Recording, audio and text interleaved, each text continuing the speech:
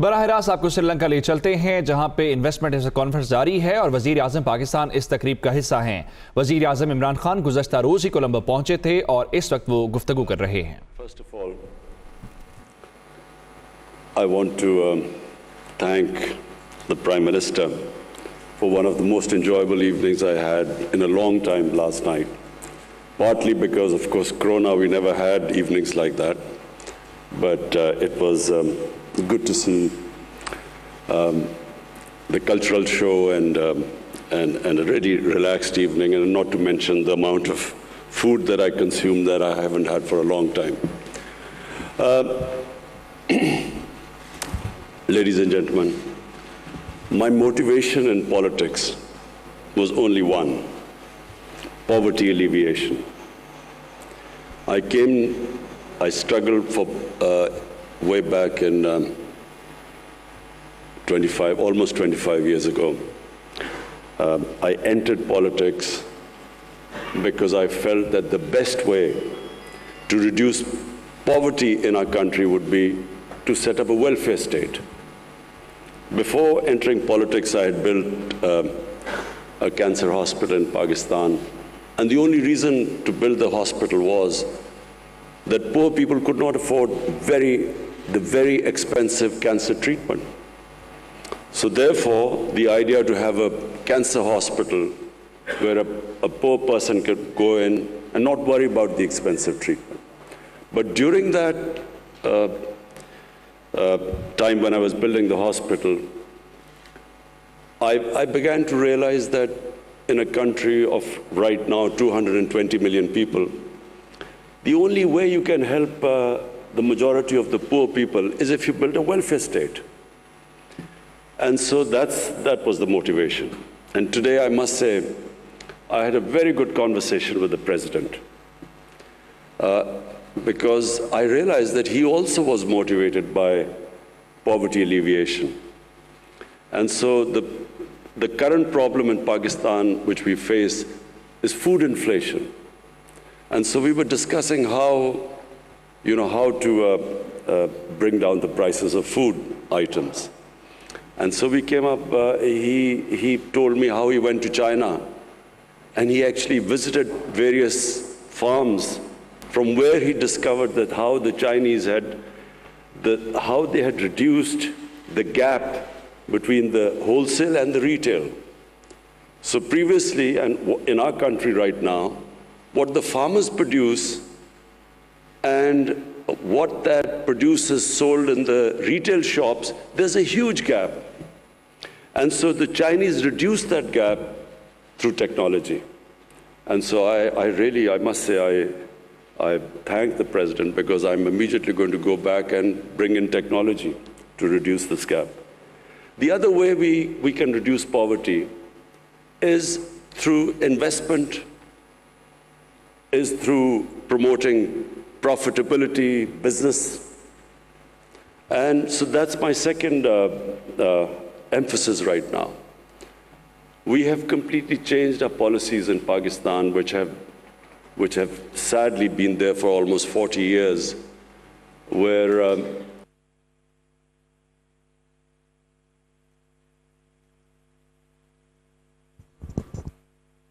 the whole government structure, the bureaucratic structure, evolved such that it was an impediment in the way of investment and the business community. So this whole mindset we have been trying to change in the last 2 years, and removing all the impediments, which translates into the expression ease of doing business. And we have really improved 28 spots. We've come down. Our ease of doing business has improved according to the World Bank. And so the whole idea is that we generate wealth, and from that wealth we can then spend on the bottom half of our population and lift them up from poverty, which is actually what China did. And China, I must say, one thing I admire about them is that no country in human history has ever taken out almost 700 million people out of poverty in 30 to 35 years. It's never been done before. And so this is something which, your president and I had a long conversation. And of course, I've been emphasizing since we've come into power. So the reason behind backing our businesses, the business community and investment, is that the final goal is to alleviate poverty, create wealth, alleviate poverty. The third thing you need to create wealth in any country is stability, is political stability, is having good relationship with your neighbors.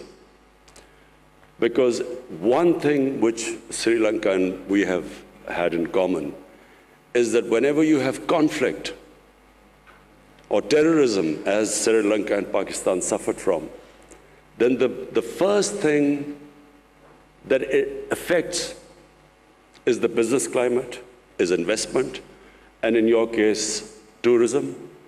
In Pakistan also, but our tourism, of course, is not as developed as in Sri Lanka, but tourism also gets affected, and of course, Sri Lanka has suffered from. So, immediately when I came into power, I approached our neighbor, India, explained to them, to Prime Minister Modi, that the way forward for the subcontinent is for us to resolve our differences through dialogue and then improve our trading relationship and diffuse the tension. I didn't succeed, but I'm optimistic that eventually sense will prevail that the only way we in the subcontinent can get people out of poverty is have trading relationship, improve our trading relationship, live as civilized neighbors like the Europeans live. Germany and France have, God knows how many wars they've fought and how many millions have been killed fighting each other. But today, it's unthinkable for them to have a conflict because they're so interlinked together because of business. They're so interlinked, the trading ties are so strong, and especially after the European Union, that it's unthinkable that these countries could ever have another war. So similarly, my dream for the subcontinent is that we resolve our difference, and our difference is only one. It's the Kashmir issue. All we want is it to be resolved according to the United Nations Security Council resolution. And this can only be resolved through dialogue. What we've seen in the world in the last 20, 30 years, that when you have conflict between nations, it only breeds more conflicts. A nation goes into war to supposedly to solve one problem, they create 5 other problems after that. You have a war and the US goes into Iraq to finish off supposedly Al-Qaeda, but then you have ISIS in return.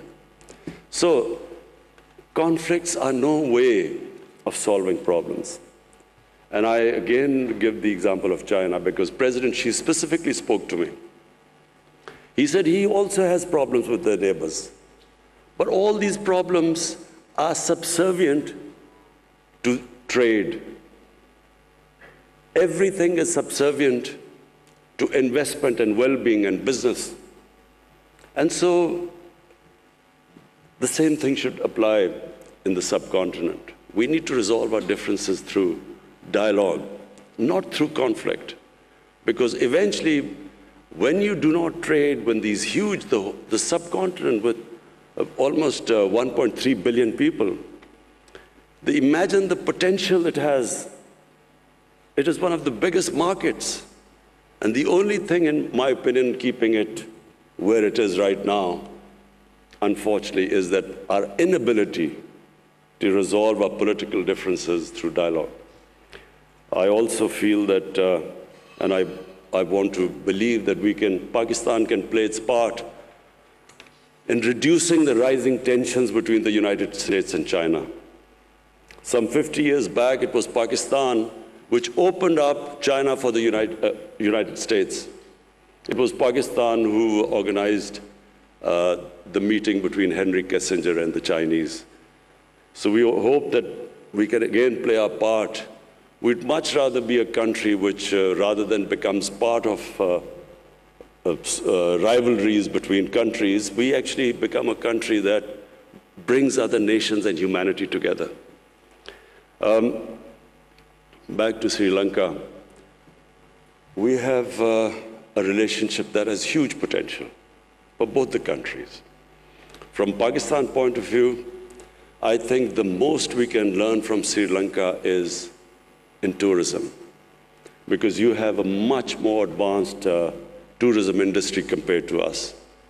Pakistan has enormous potential in tourism, but it's completely, that potential so far is being discovered by local tourism, but not by foreign tourism. Local tourism in Pakistan has exploded. There are not enough hotels, guest houses to accommodate the massive tourism that has gone all over the country, specifically our mountain areas. For those of you who don't know, Pakistan has probably one of the most unique mountain sceneries in the world. Some of the highest peaks out of the 10, 12 peaks, almost half are in Pakistan, and along with the second highest mountain in the world. But it's a virgin territory. And why tourism has exploded in Pakistan? Because of the mobile phone. People go with a mobile phone, take pictures, put it on the Facebook, and that's how tourism has exploded locally. But I have been to a resort in Sri Lanka, and the way Sri Lankan tourism has is on a different level to us. So therefore, I brought a tourism minister here, and we would like to have contacts with you in developing resorts in most of our, not just mountain areas. Pakistan also has probably the most undiscovered religious tourism. For people in Sri Lanka, what is of great interest is the Gandhara civilization, the Gandhara Buddhist civilization. North of Islamabad was the center of the Buddhist civilization. And we have discovered various new sites for Buddhist tourists to visit Pakistan. We had a group of South Korean monks coming in who now have shown great interest in a trail where we would make it for the Buddhist community to actually make a trail for them all over where they can visit various shrines. We just recently discovered a 40-feet sleeping Buddha in Pakistan, which is quite unique. So apart from mountain tourism and religious tourism, we have a coastline, which is where we can, of course, again learn from Sri Lanka, because you have quite advanced beach tourism. Finally, I would like to ask the business community in Sri Lanka to participate in our CPEC project. CPEC is an initiative of the BRI, the Chinese Belt and Road Initiative. And it opens the opportunity, as our Commerce Minister just mentioned earlier, that it opens the opportunity of Sri Lankan businesses right up to Central Asia. It gives you an opportunity of connecting from Gwadar, which is the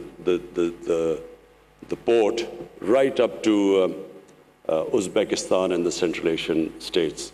And this is the connectivity which Pakistan offers, along with, in CPEC, we have these special economic zones, which give incentives to businesses to set up industry there. So I invite the Sri Lankan businesses, investors, businessmen. You can come over to Pakistan, and we'll be hosting you. Meanwhile, we brought our Pakistan business community, top businessmen here, who will be interacting with you and discussing various ways which would be of mutual benefit to both of us, both the countries. I again thank the Prime Minister for inviting me to Sri Lanka. I extend my invitation to you, Mr. Prime Minister. We look forward to seeing you. And finally, about cricket, I saw the evolution of Sri Lankan cricket team from a non-test playing country into a country that actually won the World Cup in my hometown, Lahore. And I never thought I would see that happen. But the emergence of the Sri Lankan cricket team was actually, for us in the subcontinent, a source of great pride, because it meant that, it was another team which could challenge the best. And yes, the answer about more interaction in sporting relationship, yes, because nothing improves the standard in countries more than when you have countries playing each other in various sports. Number one, cricket, because this is a passion in both the countries. But in Pakistan, our squash teams have been of very high quality, and of course, our hockey team. So we would start our interaction in these areas too. Later on, of course, I'm going to a sports event, so I'll talk more about it there later on. I again thank you. I want to thank our Ministry of Commerce and our Foreign Office for organizing this event. Thank you.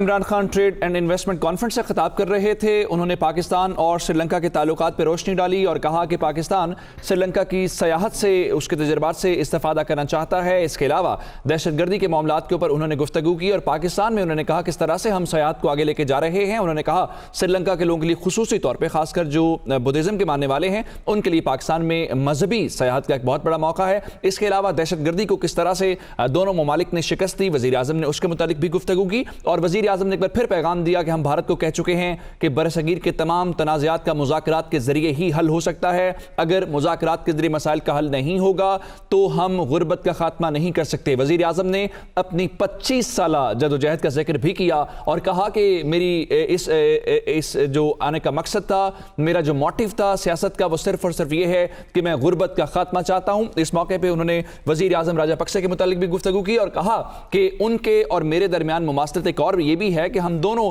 चीन के उस model से खासे मुतासिर हैं, क्योंकि वो भी गुर्बत का खात्मा चाहते हैं और हम भी गुर्बत का खात्मा चाहते हैं। और उन्होंने कहा कि मसाइल का हल सिर्फ और सिर्फ बातचीत के जरिए ही मुमकिन है।